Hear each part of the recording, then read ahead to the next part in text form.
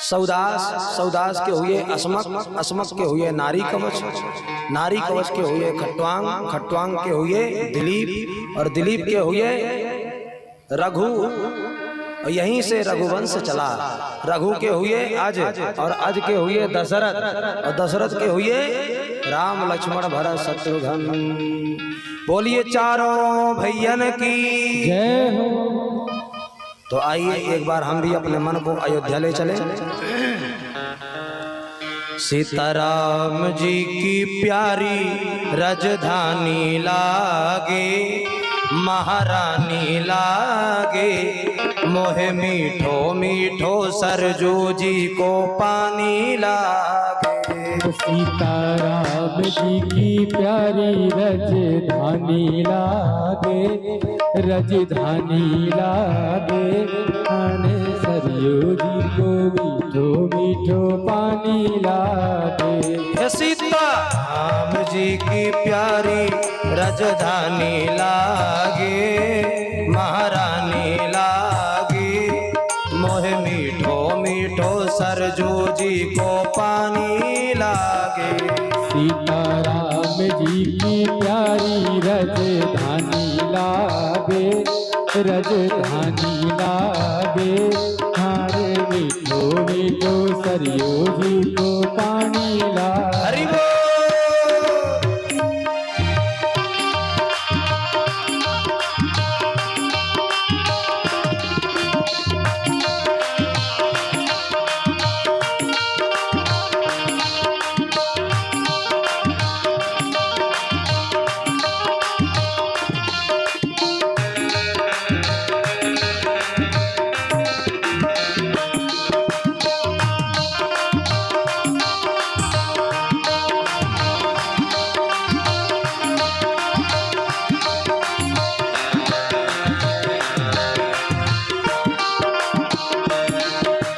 धन्य कौशल्या धन्य कैकेयी धन्य सुमित्रा मैया, धन्य सुमित्रा मैया। धन्य कौशला धन्य कैकेयी धन्य सुमित्रा मैया, धन्य सुमित्रा मैया। धन्य भूप दशरथ के आंगन खेलत चार्यो भैया, खेलत चार्यो भैया। बेटे तो तिली रसीली प्रभु की बानी लागे, प्रभु की बानी लागे, मोहे मीठो मीठो सरजू जी को पानी लागे। सीताराम जी की प्यारी राजधानी लागे, राजधानी लागे, धाने मीठो मीठो सरयू जी को पानी लागे। सियावर रामचंद्र की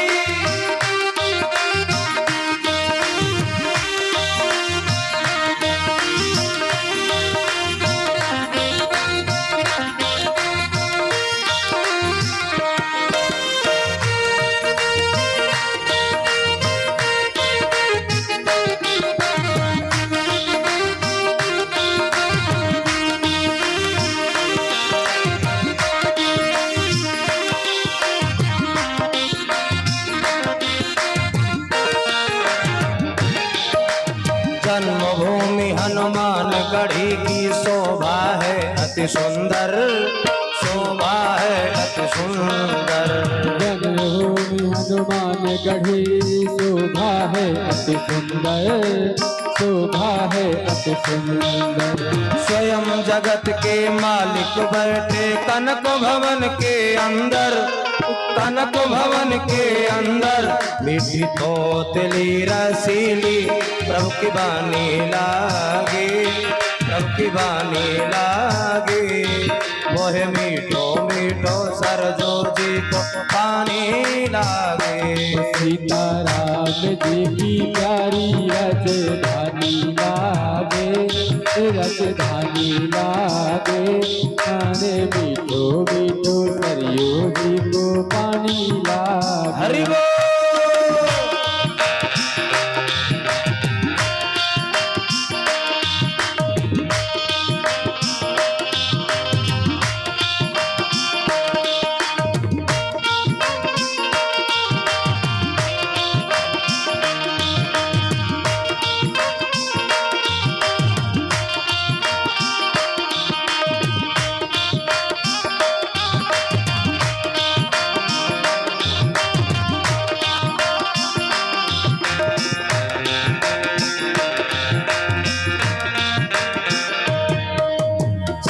सुहावन जन्म भूमि श्री रघुवर राम लला की, श्री रघुवर राम लला की। सहज सुहावन जन भूमि श्री रघुवर राम लला की, श्री रघुवर राम लला की। जानकी महल सुचि सुंदर शोभा, लक्ष्मण जू के किला की, लक्ष्मण जू के किला की। कई से प्रीत पुरानी लागे, पुरानी लागे। मोहे मीठो मीठो सरजोजी को पानी लागे। सीताराम जी के प्यारे राजधानी लागे, राजधानी लागे। खाने खाओ जी को पानी लागे। हरि बोल।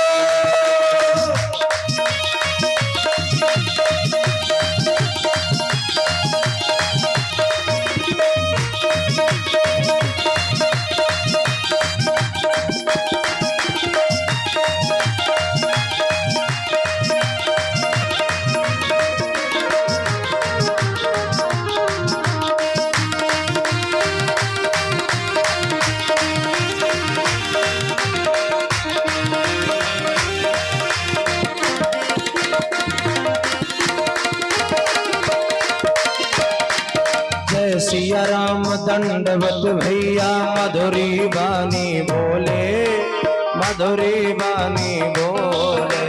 जय सिया राम दंडवत भैया, मधुरी बानी बोले, मधुरी बानी बोले। करे कीर्तन संत मगन मन, गली गली में डोले, हाँ गली गली में डोले। सीताराम नाम धुन बड़ी प्यारी लागे, बड़ी प्यारी लागे। मोहे मीठो मीठो सरजोजी पानी लागे। सीताराम जी के प्यारे राजधानी लागे, राजधानी लागे। खाने मीठो मीठो सरयू जी को पानी लागे। हो सीताराम जी की प्यारी राजधानी लागे, महारानी लागे। मोहे मीठो मीठो सरजोजी को पानी लागे। सीताराम जी की प्यारी राजधानी लागे, राजधानी लागे। खाने मीठो मीठो सरयू जी को पानी लागे। मोहे मीठो मीठो सरजोजी को पानी लागे। मीठो मीठो सरयू जी को पानी लागे। बोलिए अयोध्या धाम की जय हो। इस प्रकार से दशरथ जी के यहाँ राम लक्ष्मण भरत शत्रुघ्न चारों भैयाओं का जन्म हुआ। और राम कथा तो आपने सब सुन ही रखी है, इसलिए ज्यादा विस्तार नहीं करेंगे और सूक्ष्म में ही राम कथा का आप श्रवण करें। गुरुवर थे तिक्त राज्यों, व्यचर धनुवनम पद्म पदभ्याम प्रियाया।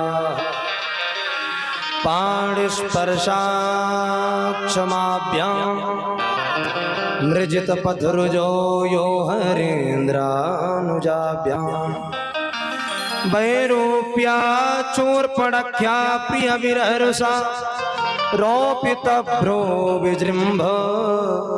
प्रस्ताब्धिर्बद्ध से तो खलदवदन कौशलेन्द्रो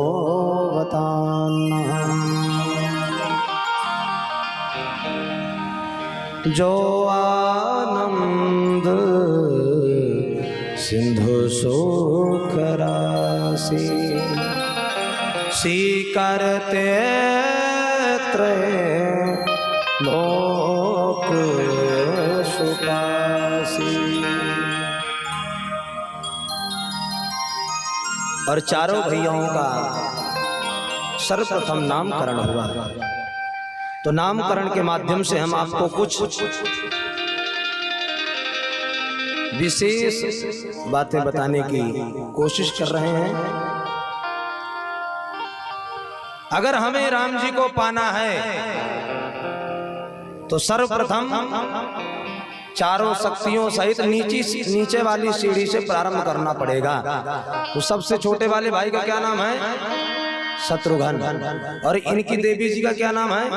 श्रुतकीर्ति। इसका मतलब क्या है? तब कहा जब हम भगवान की कथा श्रुत माने कानों से और कीर्ति माने यश कथा सुनेंगे तभी हमारे अंदर के शत्रु नष्ट होंगे। पहले हमें शक्ति को अपनाना पड़ेगा। शत्रुघ्न की शक्ति है श्रुत कीर्ति। भगवान की कीर्ति को हम सुनेंगे तभी शत्रुघ्न जी आकर के हमारे अंदर के शत्रुओं का विनाश करेंगे। दूसरी सीढ़ी चढ़ो। फिर कौन आते हैं? लक्ष्मण जी। इनकी देवी जी का क्या नाम है? उर्मिला। जब हमारे शत्रु समाप्त हो जाएंगे तभी हमारा जो उर है हृदय वो मिला माने भगवान से मिलेगा।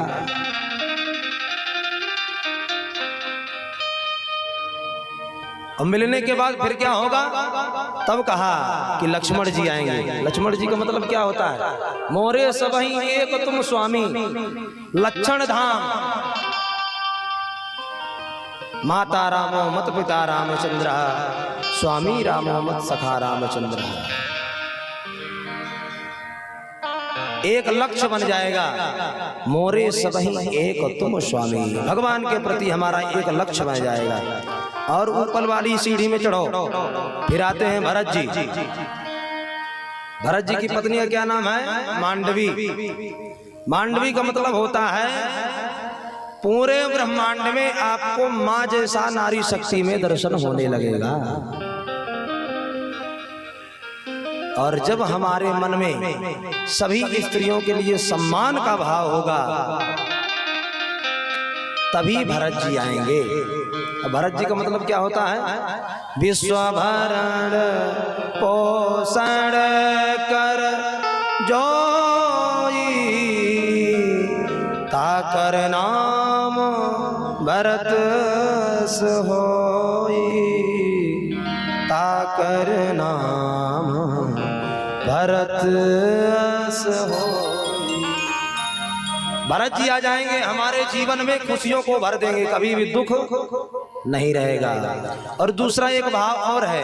भरत जी केवल खुशी ही नहीं देते हैं और क्या देते हैं? तब अयोध्या कांड के लास्ट दोहे में एक भाव है। सीय राम पद प्रेम अवश्य होई भव रस विरति। भगवान के चरणों में भरत जी प्रेम करा देंगे और संसार से वैराग्य प्रदान करा देंगे। भगवान के चरणों में राम जी में और जानकी जी में प्रेम उत्पन्न हो जाएगा। और फिर एक ही भाव लोगों का होगा। स्वामिनी सिया जो हमारी फिकर अब काहे की। एक ही भाव होगा।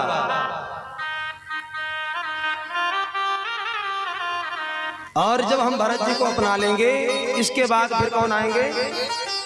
सीता जी। और सीता जी हमारे जीवन को शीतल कर देंगे। हमारे जीवन में कोई टेंशन नहीं रहेगा। शीतल हो जाएगा हमारा जीवन। और जब शीतल हो जाएगा कोई टेंशन नहीं रहेगा, हम शांत चित्त हो जाएंगे, तभी आगे जाकर के राम जी की प्राप्ति हो जाएगी। और जब राम जी आपके जीवन में आएंगे तो सो आनंद सिंधु सुख राशि। भगवान सिंधु हैं सुख के। आपके जीवन में सुख ही सुख आ जाएगा। आपके जीवन में मंगल का भवन हो जाएगा और अमंगल का हरण हो जाएगा। मंगल भवन ने अमंगल हारी द्रवहु सुदस रथ अजीर बिहारी। हमारा जीवन मंगल का घर बन जाएगा और हमारे अंदर से अमंगल का हरण हो जाएगा। प्रेम से बोलो। और भगवान का नामकरण हुआ। नामकरण होते ही गुरुकुल में भेज दिया और गुरु जी के यहाँ जाकर के भगवान सुंदर सुंदर बातों को सीख गए। क्या सीख गए? प्रातः काल उठ के रघुनाथ मात पिता गुरु ना वही माथा। भगवान सवेरे जगते हैं और सबसे पहले माता पिता गुरु को प्रणाम करते हैं। आजकल ये नहीं होता है। आजकल प्रातः काल उठ के रघुनाथा माता पिता गुरु नावई हाथा। राम जी सीख देते हैं, सीख लेना चाहिए। और रामायण में लिखा प्रात नहाई चले रघुराई। सवेरे जगते हैं, सबसे पहले स्नान करते हैं। ये नहीं कि सबसे पहले खाने लग जाओ, पहले स्नान करो फिर खाओ। सवेरे उठो, कराग्रे वस्ते लक्ष्मी कर मध्य सरस्वती करमूले स्थितो ब्रह्मा प्रभाते कर दर्शनम। अपने हाथ को ऐसे बना करके और अग्रभाग में लक्ष्मी का दर्शन करो, बीच में सरस्वती का और मूल भाग में ब्रह्मा जी का दर्शन करो। ब्रह्मा जी मतलब बुद्धि के देवता ब्रह्मा जी हैं। और जब इन तीनों का आप दर्शन करोगे तो लक्ष्मी भी आएगी, सरस्वती माने तुम्हारे पास ज्ञान भी होगा और तुम्हारे पास बुद्धि माने विवेक भी होगा। इसलिए कराग्रे वस्ते लक्ष्मी कर्म दे सरस्वती करमूले स्थितो ब्रह्मा प्रभाते कर दर्शनम। और उठ करके सीधे जमीन में नहीं उतरना चाहिए। समुद्र वसने देवी पर्वतस्तन मंडले विष्णु पत्नी नमस्तुभ्यं पादस्पर्शम समस्मय। पृथ्वी को प्रणाम करें, उसके बाद फिर पृथ्वी पर पैर रखें। ये कथा केवल टाइम पास के लिए नहीं है, आपको समझाने के लिए है, ताकि हमारा जीवन भी ऐसा ही हो। और जब हम राम जी का जीवन अपनाएंगे तभी राम जन्म की क्या कहते हैं राम के राज्य की स्थापना होगी। केवल संकल्प ले लिया कि राम राज्य की स्थापना करेंगे तो नहीं होगा, पहले चरित्र को अपनाना पड़ेगा। प्रेम से बोलो। राम जी आए और इधर विश्वामित्र जी लेने पहुंच गए और दोनों भाइयों को मांग लिया। दशरथ जी के लाख मना करने पर भी विश्वामित्र जी माने नहीं। वशिष्ठ जी ने कह दिया कि दे दो। और आज राम लक्ष्मण को लेकर के विश्वामित्र जी चले गए। ताड़का का उद्धार किया रास्ते में और जाकर के यज्ञ की रक्षा करी, मारीच और सुबाहु को भगाया। वहीं पर जनकपुर से संदेशा आया और विश्वामित्र जी जनकपुर लेकर के गए। जनकपुर में धनुष यज्ञ का आयोजन हुआ और उस आयोजन में जनक जी ने प्रतिज्ञा ली कि जो धनुष तोड़ेगा उसी के साथ जानकी का विवाह होगा।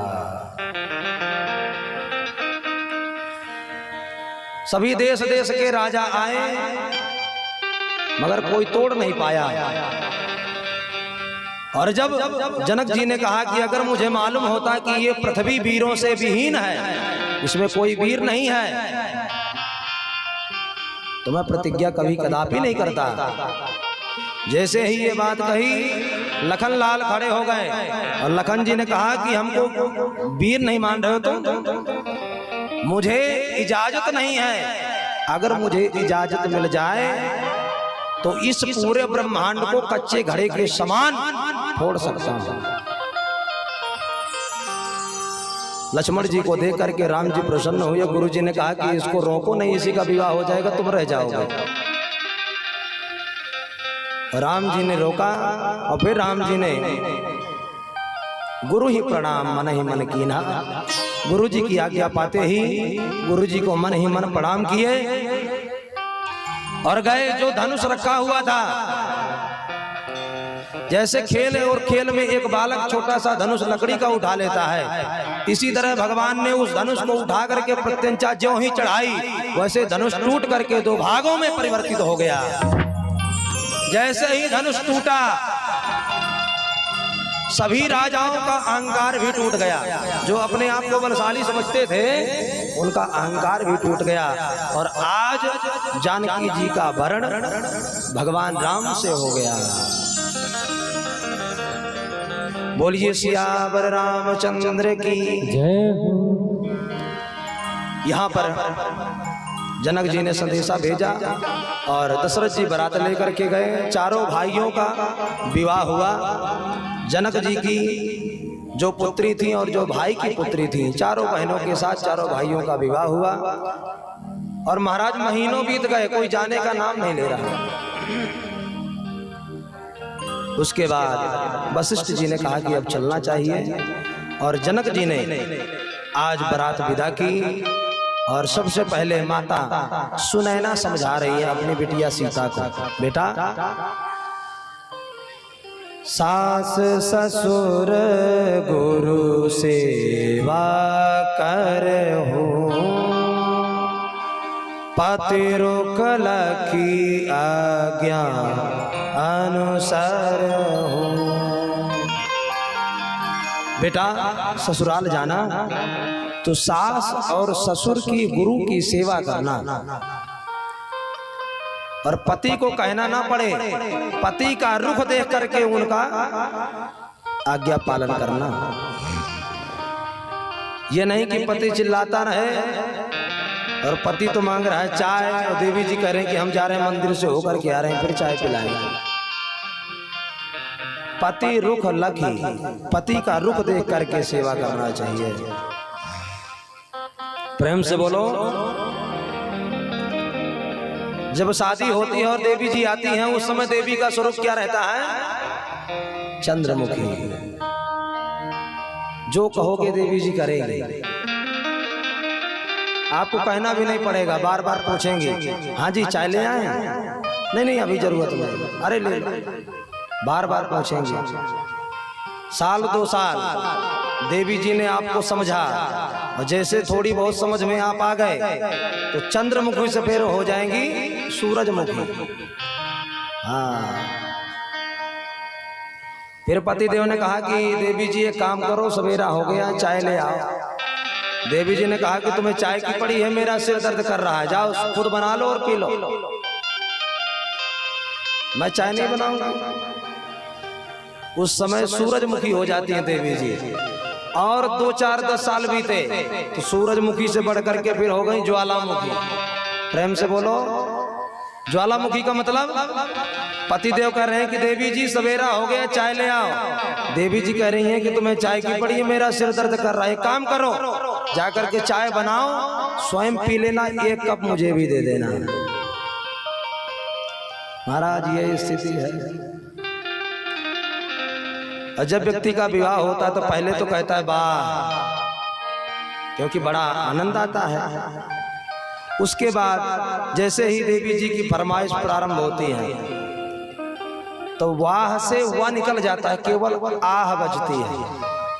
हाँ, क्योंकि रोज डिमांड हो रही है, आज ये बाजार करनी है, कल वो करनी है, तो वाह से वाह निकल गया, केवल आह बची। और जैसे ही देवी जी ने कहा कि तुम्हारी कमाई हो या ना हो, मुझे चाहिए सो चाहिए, कहीं से भी लाओ,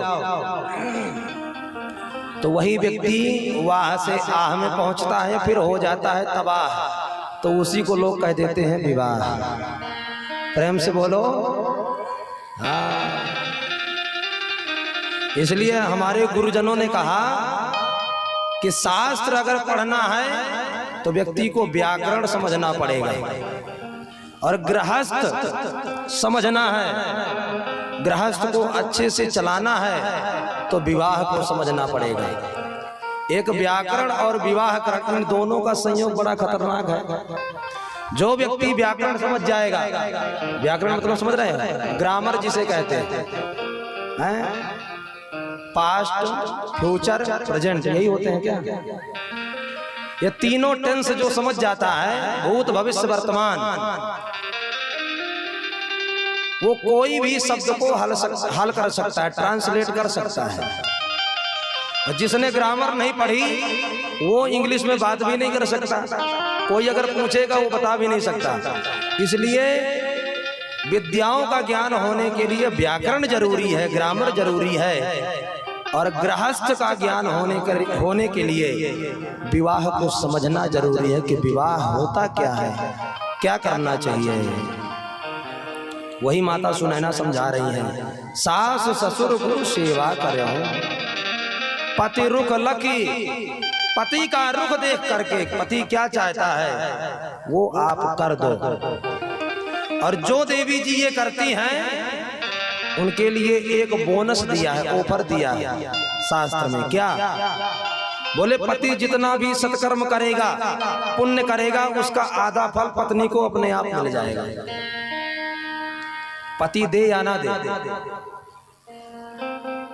और अगर पति पाप करता है तो पूरा पति को ही भोगना पड़ेगा। पाप नहीं भोगेंगी देवी जी, पुण्य भोगेंगे। और पति के लिए कहा कि अगर देवी जी पाप करती हैं तो देवी जी का आधा पाप पति को भोगना पड़ेगा, और अगर देवी जी पुण्य करती हैं तो देवी जी पुण्य खुद भोगेंगी, पति को नहीं मिलेगा। और कौन सी देवियों को मिलता है? तब कहा जो सास ससुर गुरु सेवा करे हो, एक ही धर्म एक व्रत नेमा, पति पद प्रेम। पति के चरणों में प्रेम जो रखेगी, जो पतिव्रता धर्म अपना करके रहेगी, सती बन के रहेगी, उसी को ये ऑफर मिलता है। बोलिए सियावर रामचंद्र की जय हो। जनक जी ने बारात को विदा किया।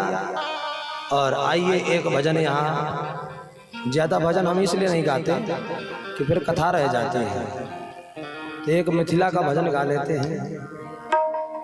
ससुराल की गाली सबको खाना पड़ता है, तो आइए हम भी थोड़ी मिथिला की भजन में गाली का आनंद लेते हैं। राम जी से पूछे, राम जी से पूछे जनकपुर की नारी, बता द बबुआ लोगवा देत काहे गारी, बता द बबुआ लोगवा देत काहे गारी, बता द बबुआ लोगवा देत काहे गारी, बता द बबुआ लोगवा। राम जी से पूछे, राम जी से पूछे जनकपुर की नारी, बता दबा लोगवा देत काहे गारी, बता दबा लोगवा देत काहे गारी, बता दबा। ताली बजाते हुए आनंद लेंगे।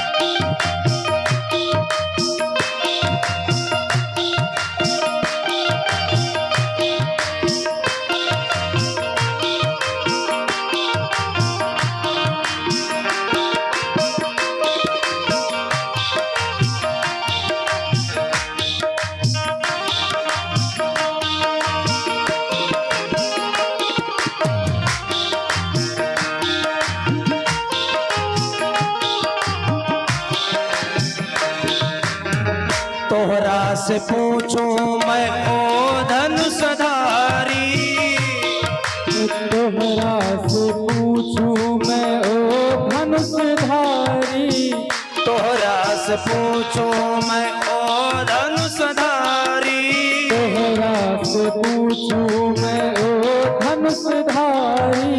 एक भाई गोर का है, एक भाई गोल का है, एक काहे कारी, बता द बबुआ लोगवा देत काहे गारी, बता द बबुआ लोगवा देत काहे गारी, बता द बबुआ। हरि बोल।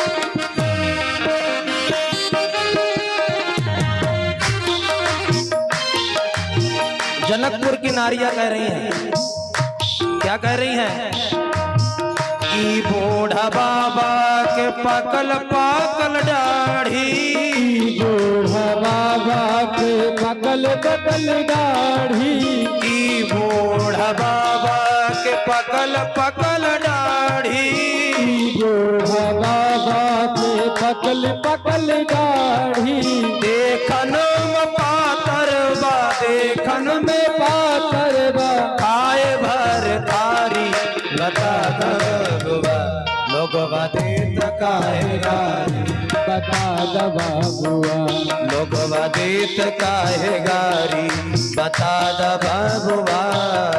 हरि बोल।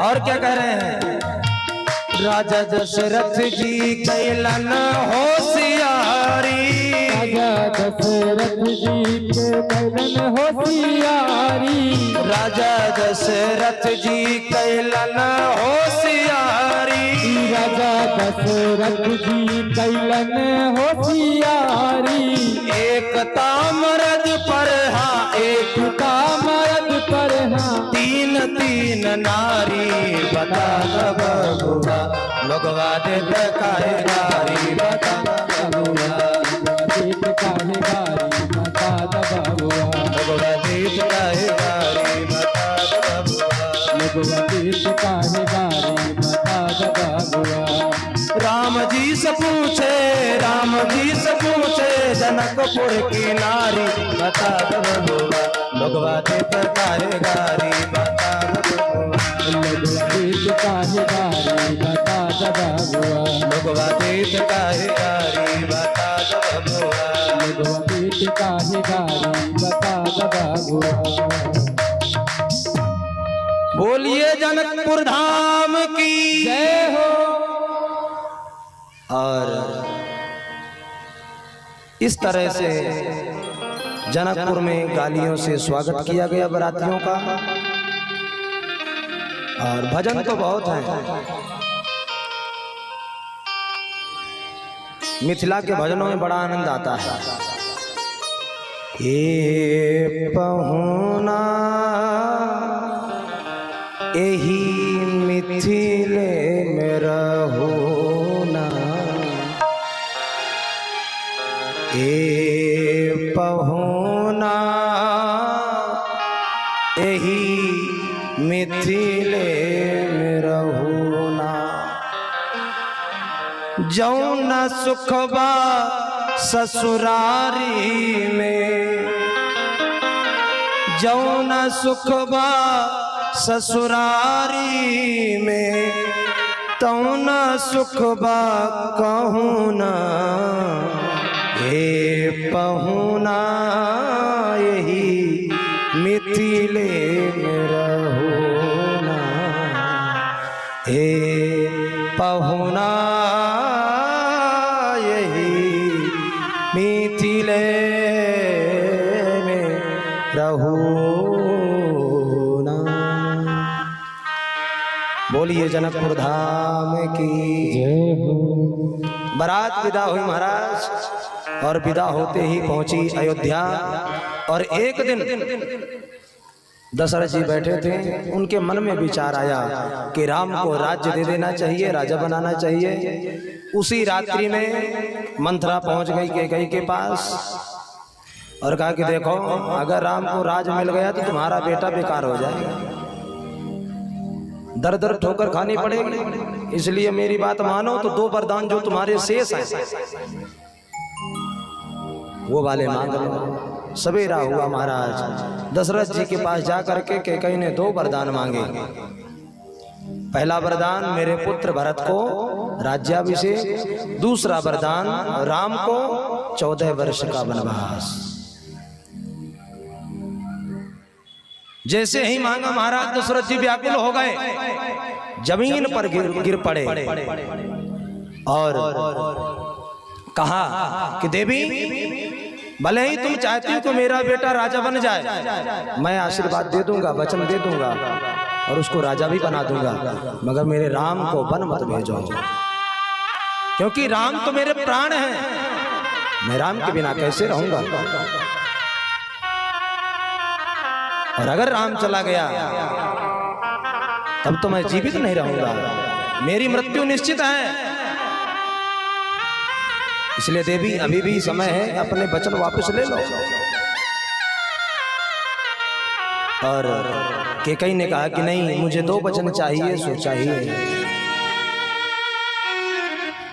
और जैसे ही राम जी को पता चला, राम जी गए और दशरथ जी को समझाया, पिताजी आप छोटी सी बात में नाराज हो रहे हैं, दुखी हो रहे हैं, अरे कुछ दिन की बात है, मैं यूं गया और यूं आया, 14 वर्ष कोई बड़ी अवधि नहीं है, 14 वर्ष बाद तो मैं आ ही जाऊंगा।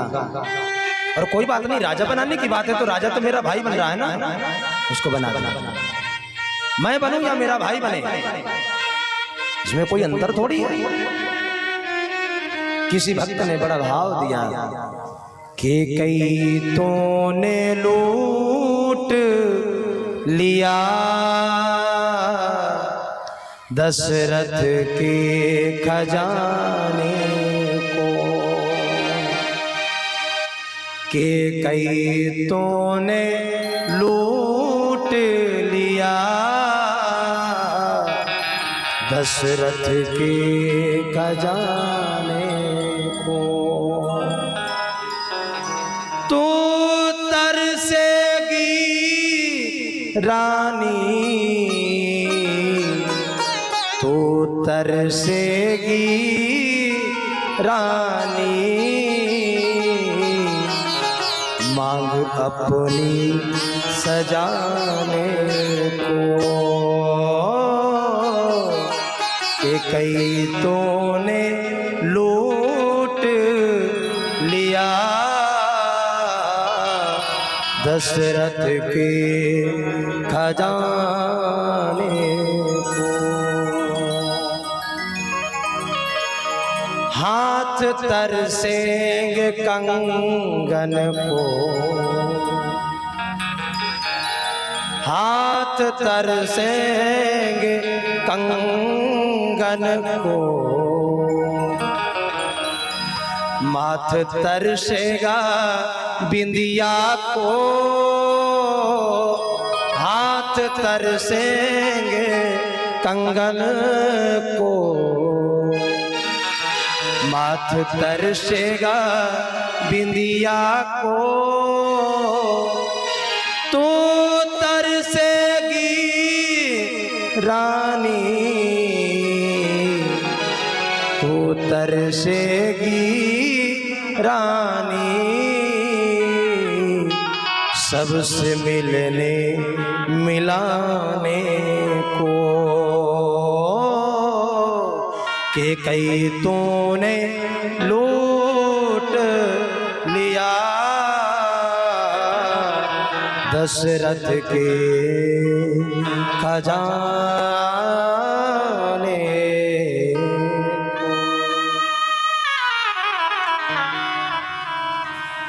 इस तरह से दशरथ जी विलाप कर रहे हैं, राघवेंद्र सरकार समझा रहे हैं, पिताजी रोने की कोई बात नहीं है, और मैं 14 वर्ष में लौट के आ जाऊंगा। और देखो, मैं बड़ा बेटा हूं ना, तो मुझे बड़ा राज मिलना चाहिए, और मेरा भाई छोटा है, उसको छोटा राज मिलना चाहिए। माँ ने इसमें कोई गलत नहीं कहा, क्योंकि अयोध्या एक छोटा सा शहर है और भरत को तो केवल अयोध्या का राज दिया जा रहा है, मुझे तो सारी पृथ्वी का राज दिया जा रहा है। इसलिए आप दुखी मत होइए और मुझे विदा करिए। ना चाहते हुए आज दशरथ जी ने सुमंत जी को बुलाया, आदेश दिया, बोले जाओ जंगल घुमा करके ले आना, छोड़ के मत आना। आज सुमंत जी जैसे राम जी को लेकर के चलने लगे, जानकी जी को पता चला, जानकी जी ने कहा कि मैं भी चलूंगी। बहुत समझाया मगर नहीं मानी, और अंत में कौशल्या जी ने भी सहमति दे दी। बोले बेटा अगर इसकी खुशी है तो साथ में ले जाओ। जैसे ही लक्ष्मण जी को पता चला, लक्ष्मण जी ने कहा कि मैं भी चलूंगा। मोरे सबहि एक तुम स्वामी, दीन बंधु तुम अंतर्यामी। हे प्रभु मेरे तो सब कुछ आप ही हो, इसलिए मैं चलूंगा। आज राम जी ने कहा कि अगर लखन तुम्हें चलना है अपनी माँ से पूछ करके आओ। और आज लक्ष्मण जी गए और सुमित्रा जी से पूछा नहीं, बताया मैं जा रहा हूं, इसलिए आपका आशीर्वाद लेने आया हूं। और आज सुमित्रा जी ने कह दिया कि जाओ, आज के बाद मैं तुम्हारी माँ नहीं और दशरथ जी तुम्हारे पिता नहीं। लक्ष्मण जी ने प्रणाम किया, माँ क्या कह रही हो, इतनी नाराजगी किस बात की? तो आज सुमित्रा जी ने कहा कि बेटा आज के बाद तुम्हारे माता पिता राम और लक्ष्मण हैं, हम नहीं हैं, इसलिए बच्चे की तरह उनकी सेवा करना, कोई चूक ना रह जाए। स्वप्न में भी कभी उनके प्रति द्वेष भाव नहीं लाना, ना घर में कैकेयी के प्रति द्वेष भाव लाना। आज लक्ष्मण जी समझ गए कि माँ कहना चाहती है कि बेटा 14 वर्ष तक, जब तक राम जी वनवास में रहे तब तक सोना मत, और प्रतिज्ञा ले ली कि 14 वर्ष में सोऊंगा ही नहीं। आज तीनों को लेकर के सुमंत जी गए, तमसा के किनारे पहुंच गए। तमसा किनारे जैसे पहुंचे, रात्रि में सो गए। सभी अयोध्या वासियों को भगवान लौटा रहे हैं मगर कोई जाने को तैयार नहीं है। आज रात्रि में सोते हुए सभी अयोध्या वासियों को राम जी छोड़ करके चले गए, केवल सुमंत को जगाया है और रथ लेकर के चले गए। और जाकर के कहां पहुंचे? गंगा के किनारे श्रृंगबेरपुर पहुंच गए। वहां पर निषाद राजगुरु से मित्रता हुई और उसके आगे प्रयागराज पहुंचे। भरद्वाज मुनि से भेंट हुई। भरद्वाज मुनि ने अपने 2-4 शिष्यों को भेज दिया, जाओ इनको चित्रकूट छोड़ करके आओ, वहां रहने के लिए बहुत बढ़िया जगह है। और शिष्य गए, चित्रकूट छोड़ करके आए। और भगवान ने अपने वनवास के 14 वर्षों में से 12 वर्ष चित्रकूट में बिताए। इसीलिए कहा कि चित्रकूट समकूट नहीं, जटा जोट समझूट, भाई भाई समफूट नहीं, और नाम नाम समलूट। इसलिए कभी चित्रकूट जाना। आज भी भगवान की क्रीड़ा स्थली है जहां पर भगवान ने क्रीड़ा करी। जिस पर्वत की परिक्रमा करते थे वो कामतानाथ आज भी विराजमान है, कामदगिरी पर्वत है। स्फटिक शिला जहां पर सीता जी का एक बार श्रृंगार कर रहे थे और जयंत कौआ बन करके गया, चोंच मार करके भागा, वो स्फटिक शिला आज भी है। 12 वर्ष चित्रकूट में भगवान ने बिताए और उसके बाद नासिक के पास पंचवटी है, वहां पहुंच गए। और जानकी जी से कहा कि देखो अब तुम अग्नि में वास करो, क्योंकि मुझे निशाचरों का विनाश करना है। तुम पावक मह करहु निवासा। और सीता जी का असली स्वरूप अग्नि में प्रवेश हो गया और नकली स्वरूप धारण करके सीता जी भगवान के साथ रहने लगी। एक दिन की बात है कि सीता जी ने मृग देखा।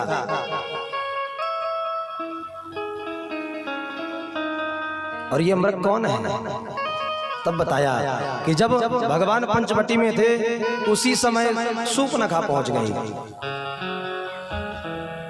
और शूर्पणखा ने भगवान से कहा, तुम सम पुरुष नामो सम नारी।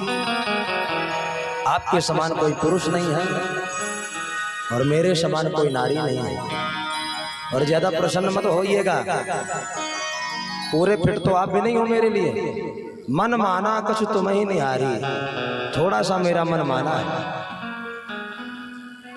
भगवान ऐसी बातें सुन करके भी सूपनखा की तरफ देखे नहीं। सूपनखा कौन है? तब बताया कि ये रावण की बहन है, राक्षसी है, भेष बदल के आई है। सूपनखा का मतलब होता है जिसके सूप के समान नाखून हो, वही सूपनखा। प्रेम से बोलो। और उस समय तो एक ही सूपनखा थी, आजकल तो वैसे प्रायः हर जगह मिल जाती है सूपनखा की भतीजी। हाँ, बड़े बड़े नाखून, और जिसके स्वयं के बड़े बड़े नाखून नहीं है ना, वो प्राइवेट जाकर के खरीद करके लगा लेते। हाँ।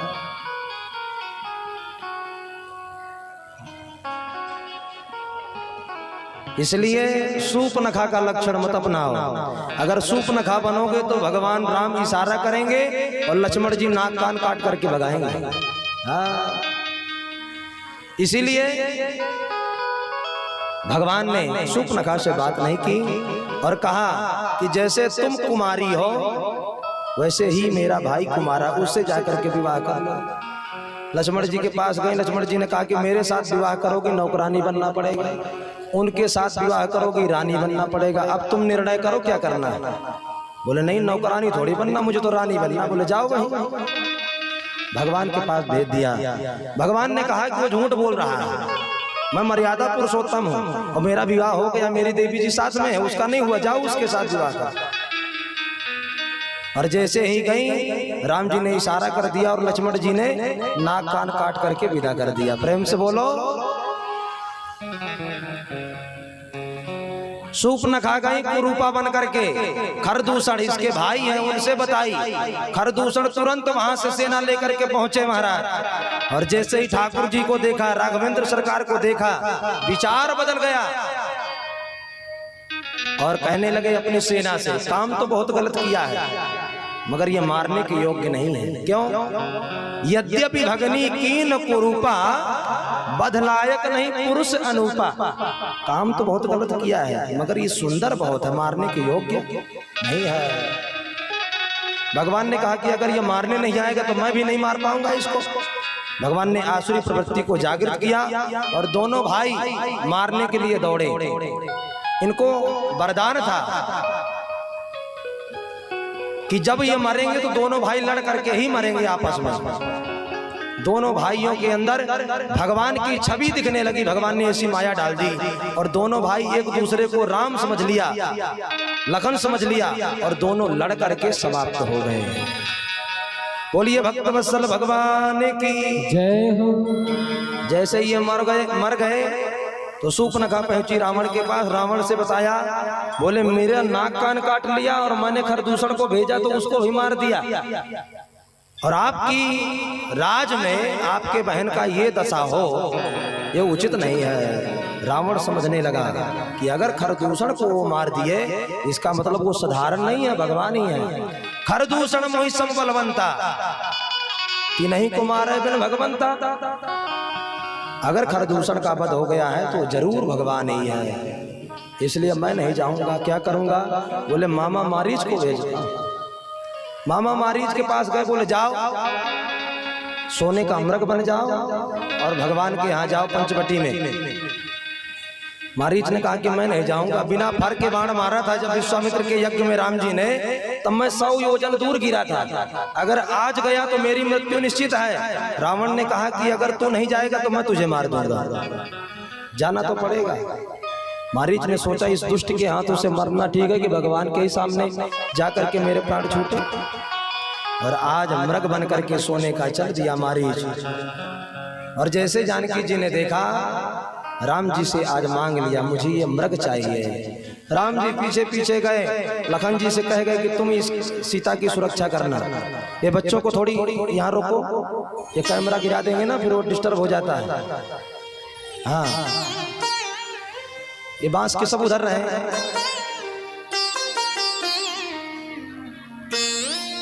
जितने का प्रॉफिट नहीं उतने का दंड भुगतना पड़े बेचारे को, ऐसा नहीं। इसलिए सब बच्चों को पीछे रखो, आगे कोई बच्चे ना आ पाए। और राम जी मारीच के पीछे दौड़े और मारीच बहुत दूर जाकर के चिल्लाने लगा, हे लखन बचाओ, हे लखन बचाओ, हे लखन बचाओ। ये आवाज जानकी जी ने सुनी। जानकी जी ने लखन जी से कहा कि जाओ, तुम्हारे भैया कष्ट में है। लखन जी ने बहुत समझाया, जानकी जी नहीं मानी और एक ऐसी बात बोल दी कि लखन जी को जाना पड़ा। और आज लखन जी चले गए और जैसे ही गए रावण को मौका मिला, रावण साधु का भेष बना करके अंदर गया और भिक्षा मांगा। जैसे भिक्षा देने के लिए बाहर आए, तुरंत पकड़ करके अपने पुष्पक विमान में बैठा करके सीधे लंका ले गया। जब लंका ले जा रहा था तो बीच में जटायु मिल गए। सीता जी रो रही थी, जटायु गए, युद्ध किए, बहुत प्रयास किया, मगर अंत में रावण ने जटायु के पंख काट दिए। जटायु नीचे गिर गया और जानकी को लेकर के चला गया। जैसे राम जी ने देखा लखन को, चिंतित हो गए कि जरूर कुछ अनहोनी होनी है। पूछा, तुम क्यों आ गए हो? लखन जी ने बताया कि भाभी ने बार बार मुझे भेजा है।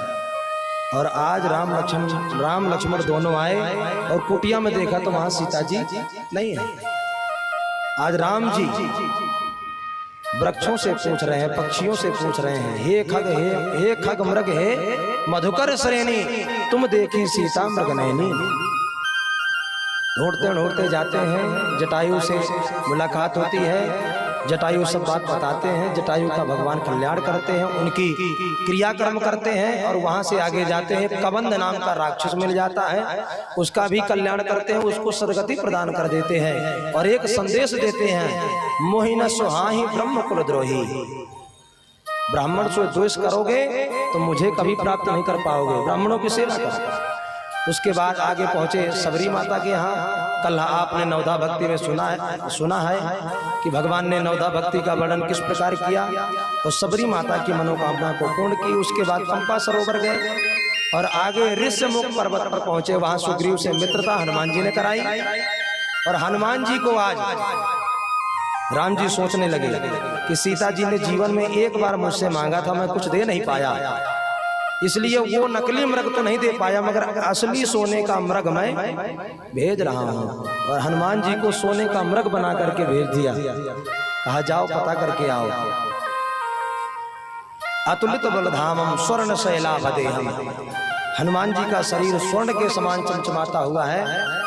हनुमान जी गए मुद्रिका लेकर के, जानकी जी को दर्शन दिया और जानकी जी का दर्शन किया, सारी बात बताई और फिर वहां से लंका को जलाकर के लौट के आ गए। भगवान सभी वानर सेना को साथ में लिए जाकर के पुल बनाया और पुल बनाने के बाद लंका में प्रवेश कर गए। युद्ध हुआ और युद्ध में रावण की पराजय हुई और राम की विजय हुई। और राम जी ने वहीं पर विभीषण को लंका का राजा बना दिया, तिलक कर दिया। और जो सीता जी अग्नि में समाई हुई थी, राम जी को उन्हीं को लेना है तो कोई ना कोई बहाना चाहिए, इसलिए नकली सीता जी से कहा कि तुम पहले परीक्षा दो। और जो नकली सीता अशोक में बैठी थी, अशोक वाटिका में लंका में, वो अग्नि में गई और नकली सीता अग्नि में चली गई और असली वाली अग्नि से बाहर आ गई और भगवान ने उनका वरण किया और पुष्पक विमान में बैठ करके अपने अयोध्या धाम को आ गए। बोलिए अयोध्या धाम की जय। चलत विमान कोलाहल होई, चलत विमान कोलाहल होई, चलत विमान कोलाहल होई, चलत विमान कोलाहल होई। जय रघुवीर कहत सब कोई, जय रघुवीर कहत सब कोई, जय रघुवीर कहत सब कोई, जय रघुवीर कहत सब कोई। जैसे ही अयोध्या पहुंचे, भरत जी ने स्वागत किया पूरी अयोध्या सेना के साथ। और जा करके विश्वामित्र को वशिष्ठ जी ने राम जी का राज्य अभिषेक कर दिया। राम राज बैठे त्रैलोका और हर्ष भय गए सब शोका। पूरी प्रजा सुखी हो गई और भगवान का दर्शन करके प्रसन्न हो गई। बोलिए सियावर रामचंद्र की जय हो। ये तो हुआ रामचरित्र, राम की कथा हो। अब रामचरित्र परम पवित्र और कृष्ण चरित्र महा विचित्र।